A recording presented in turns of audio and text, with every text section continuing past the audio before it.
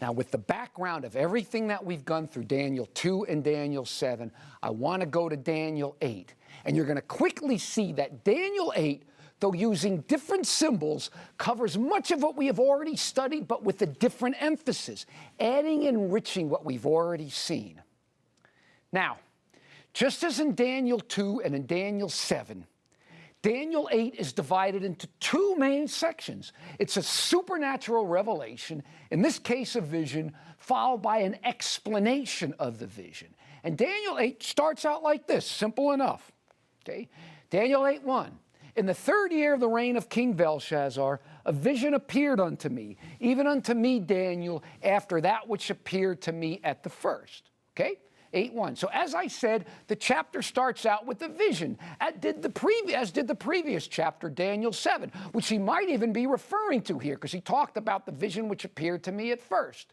And if we read the chapter, we can see that in the vision of Daniel 8, 4 main elements appear, 4 main symbols. Because, as we've seen, these visions and dreams come first in symbols, symbols that are later interpreted. And as we've seen so far, much of what's being revealed to us here has to do with the rise and fall of great empires. And it's no different in Daniel 8.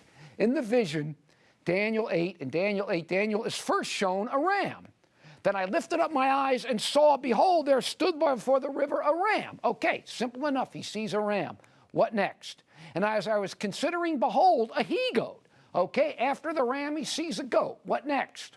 Daniel 8:9. And out of one of them came forth a little horn. So what comes next is a little horn power. After describing in detail, a lot more detail than given to any of the other powers, the activity of this little horn, the vision itself ends with this verse. Look at this verse.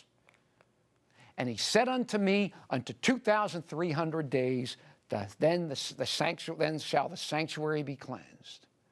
Thus, the vision of Daniel 8 consists of really 4 elements, just 4 elements. They are Daniel 8, a ram, a he-goat, a little horn, and the sanctuary cleanse. Again, please read the first 14 verses over until you can see this sequence. It is crucial. Now, sure, there are a lot of details in here that we can look at on the website. We don't want to deal with them now. But for our immediate purpose, the key issue here in Daniel 8 is the sequence of events.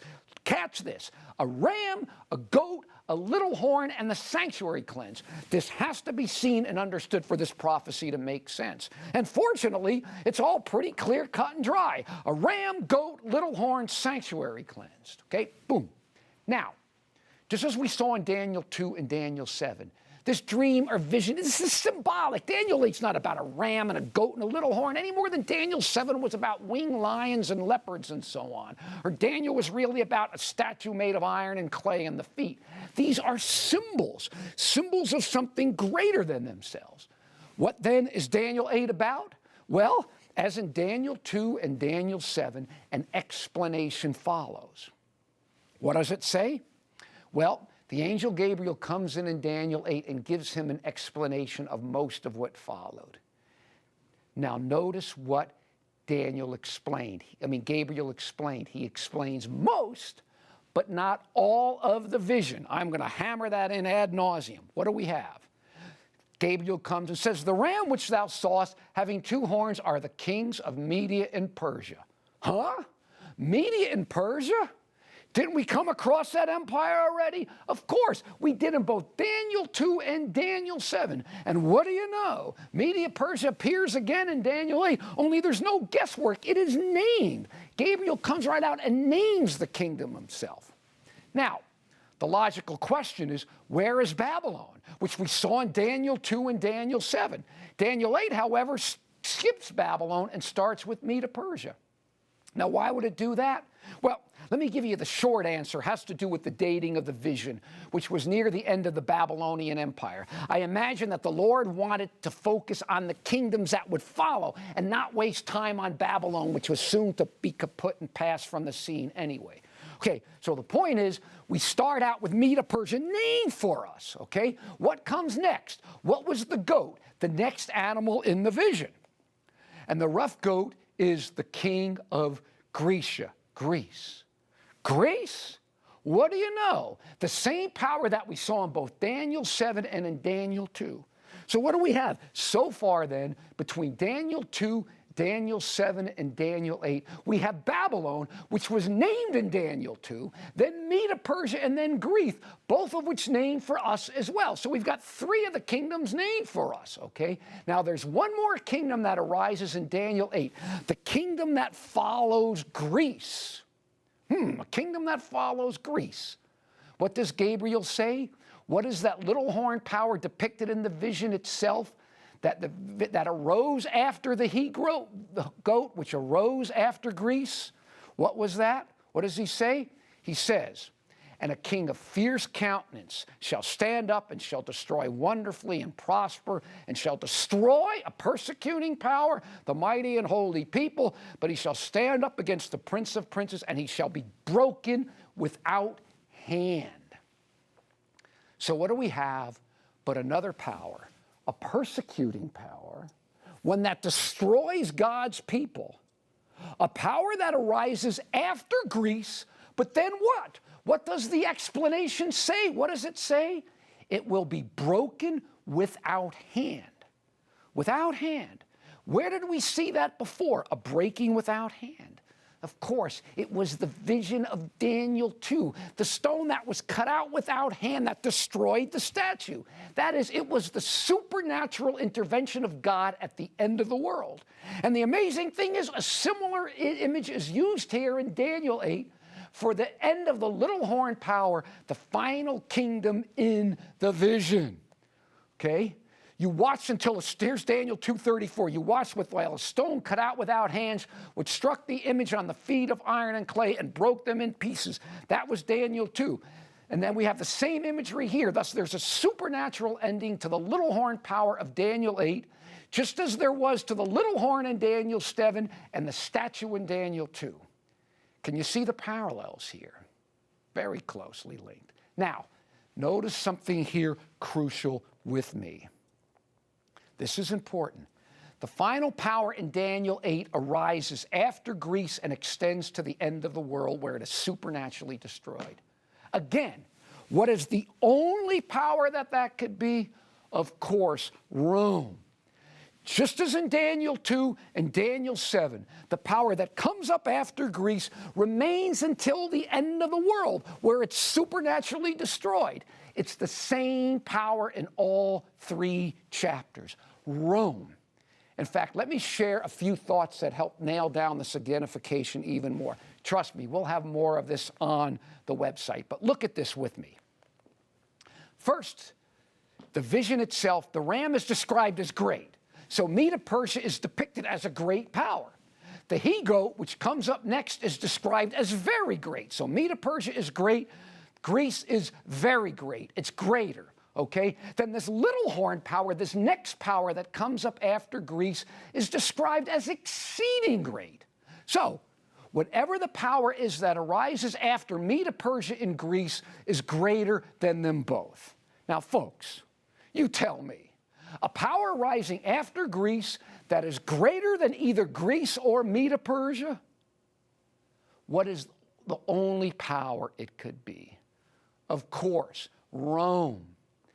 Solely, totally, only Rome. What else? Greater than either Medo-Persia or Greece. Now, 2, look at the parallels. I want you to look at the parallels between the little horn of Daniel 7, which we saw was the papal phase of Rome. Now, though the transition from pagan to papal Rome is found in Daniel 8 as well, it's not as obvious as the others. Believe me, we will get into this on the website. The point is, in both chapters, though, the emphasis really is on the papal phase. Now, I want you to look at these parallels with me. Okay? First, both are depicted by the same symbol, a little horn. Both arise after Greece. Both are persecuting powers. Both are blasphemous powers. Both are supernaturally destroyed by God in the last days. Now, let's just be a little logical here. When you have 2 powers arising in the same sequence, with the same symbol, doing the same things, and pretty much ending in the same way, it's pretty clear that we are dealing with the same power. And that power is solely, totally and only Rome, pagan and papal, though by far, the emphasis is on the papal phase. Now, what is the final element in the vision? As we saw, it was the sanctuary being cleansed. What is the final element in the explanation? What do you know? The same thing. This is what the last two verses say in the explanation. In other words, right after describing, after you got one power, then another, then the little horn power, the explanation says the following. And the vision of the evening and morning, that's Daniel 8:14, was told as true. And I was astonished at the vision and not understood it. Now, I cheated a little by putting Daniel 8:14 in there. But at first glance, one would say, what does that have to do with Daniel 8:14? But see, that's easy to see because Daniel 8:14 reads more literally, unto 2,300 evening morning, then shall the sanctuary be cleansed. The word days is a translation of evening and morning.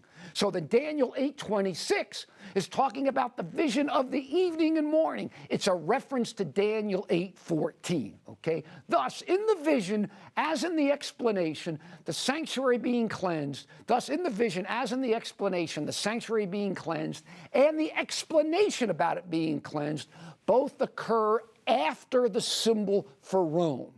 And yet, look at these texts. The vision of the evening and morning, the vision about the sanctuary being cleansed, was not explained to him, as were the elements that preceded it, the ram, the goat, and the little horn. He says he didn't understand what it was about. He says very clearly in the last verse of Daniel 8, I none understood it. What didn't he understand? The part of the vision about the sanctuary being cleansed. Don't miss this. Everything else was explained but that part. Thus, Daniel 8 ends with the part about the sanctuary being cleansed remaining unexplained. This point will become important later when we come to Daniel 9. Thus, what do we have in Daniel 8? Look at what we've got. We've got Medo-Persia, the ram, the he-goat, Greece, the little horn, pagan and papal Rome, and the sanctuary cleansed. Now, I want you to think about something for a minute here with me. Daniel 8 consists of just 4 elements. The ram, a goat, a little horn, and the sanctuary cleansed. Okay, how much? Study this till you see it. Ram, goat, little horn, sanctuary cleansed. 4 elements, no more. The ram was Medo-Persia, a major power of great importance in the history of the world and the history of God's people. Okay, that's the one. Then comes the goat, Greece, a major power of great importance in the history of the world and the history of God's people. Then came the little horn, Rome, which was a major power in the history of the world and in the history of God's people for sure. Okay, now think about this. Of the 4 events, 3 are of major importance in the history of the world and the history of God's people. Now think about this point. If the first 3, Medo-Persia, Greece, Rome, are of such significance, what does that automatically tell us about the 4th event, the cleansing of the sanctuary, the event that climaxes the vision? Of course, it tells us that whatever this was, it was of major importance, okay? Climaxing, as it were, the first 3 events. See, I've told people, I don't care what you think about the cleansing of the sanctuary is. Even if you reject what we as Adventists say, it still has to be something of major significance. I mean, Medo-Persia was major significance. Greece was major significance. Rome. And then the 4th element, the climactic element, whatever it is, that's got to be of major significance.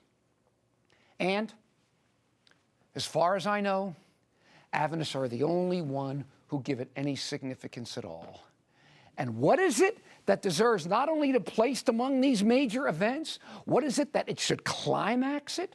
Well, here's what it is. It's the great judgment depicted in Daniel 7 that leads to the end of the world and establishment of God's final kingdom. Is that great enough for you? Let's look at the parallels between the 3 chapters we have studied so far. This is really the point where all that has come before leads to. You must take the time to see these parallels for yourself. If you do, you'll have pretty much all that you need to know and understand what's going on here. Look at these parallels here. This is crucial. We've got Babylon in Daniel 2, Babylon in Daniel 7. Same events. As we saw, Babylon's not mentioned in Daniel 8 because it's pretty much soon to fade away. Then we got Medo-Persia, Daniel 2, Daniel 7, Daniel 8. Okay? All the same events in the same sequence in perfect parallel. Then comes Greece all the way through. Daniel 2, Daniel 7, Daniel 8, a perfect parallel. Then there's Daniel, as in Daniel 2 is Rome, Daniel 7 is Rome, and Daniel 8 is Rome. Perfect parallel. Then following the chronological and historical sequence that we have in Daniel 7, a great judgment scene that leads to the end of the world. Remember, that came up right after that phase of Rome. And in perfect parallel, and that is in perfect parallel to the cleansing of the sanctuary, which leads to the end of the little horn, as it did in Daniel 7, leads to the end of the world, a demise that comes without hand. Just as it was with the stone in Daniel 2, the stone that ended the world as we know it. The point is, folks, study this chart. If you need to stop the video here, study this from your Bible. Let it burn in your brain. See this parallel between Daniel 2, Daniel 7, and Daniel 8. Folks, if this was all that we had, we would have enough to know that the cleansing of the sanctuary in Daniel 8 is the same thing as the heavenly judgment in Daniel 7, and it occurs after the specific time frame of the little horn power and before the second coming of Jesus. Again, we have been given in Daniel 7 our first apocalyptic time prophecy, one rooted in something as firm as world history itself. And it's after this time frame, it's after that specific frame that the judgment occurs. And that judgment is the same thing as the cleansing of the sanctuary. Thus, look at it like this. Start out Babylon. Babylon ends in mid-6th century BC. Then you got Medo-Persia, and somewhere 4th century BC. Then Greece until 2nd century BC. Then you've got Rome, pagan and papal Rome, depicted with our first apocalyptic time prophecy, 1260 years, that takes us into the 18th century. If you want specifically 1798, then after that date, you've got a judgment in heaven, which is the same thing as the cleansing of the sanctuary, and it all ends with God establishing his eternal kingdom. Again, God has given us a foundation as solid and immovable and as verifiable as history itself, world history itself. And it's on this incredibly firm foundation of world empires that he has revealed to us this pre-Advent judgment and the general time frame for it, after 1798, but before the second coming of Jesus. Now, we're still not done. We can nail this down even more precisely, which is what I want to do. First, I want you to notice with me something about the 3 chapters that we have studied. Daniel 2 was a dream, and then a complete explanation of the dream.